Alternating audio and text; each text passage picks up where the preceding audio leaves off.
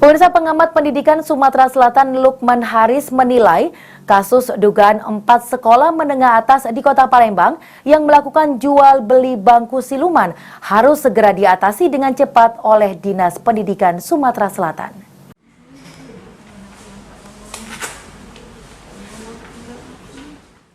Temuan Ombudsman Republik Indonesia perwakilan Sumatera Selatan dalam dugaan memperjualbelikan bangku siluman di 4 SMA negeri di Kota Palembang tahun ajaran 2023-2024 menuai tanggapan dari pengamat pendidikan.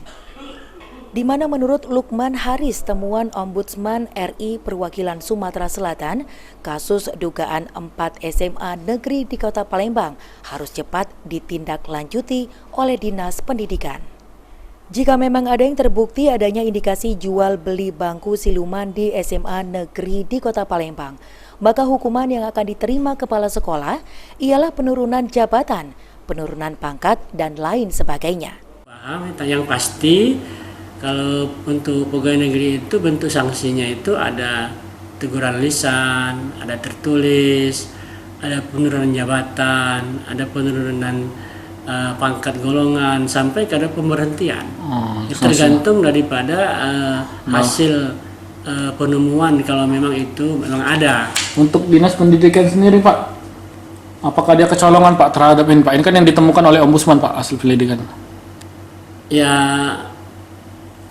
harusnya gimana Dinas Pendidikan, Pak, dalam menangani kasus?